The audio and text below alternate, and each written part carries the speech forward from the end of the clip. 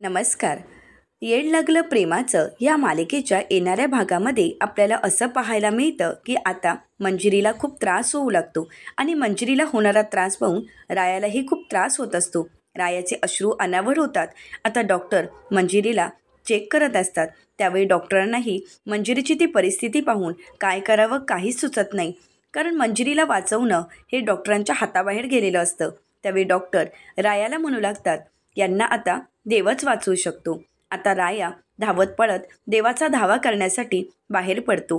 तर बाहेर मागे गणेश जयंतीनिमित्त गणपती बाप्पांचं विसर्जन चालू असतं आणि त्याचवेळी गणपती बाप्पांना घेऊन जात असणारी गाडी रस्त्याच्या खड्ड्यामध्ये रुतलेली असते. आता ही गाडी काढणं सर्वांनाच खूप कठीण होत असतं. सर्वजण प्रयत्न करत असतात, परंतु त्याचवेळी तिथे राया येतो आणि साखळीच्या सायाने स्वतः एकट्याने ती गाडी खड्ड्याच्या बाहेर काढतो. त्यानंतर आता राया गणपती बाप्पांचं दर्शन घेतो.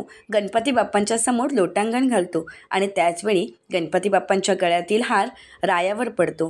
राया गणपती बाप्पांना नमस्कार करताच गणपती बाप्पांनी रायाला शुभ आशीर्वाद दिलेले असतात.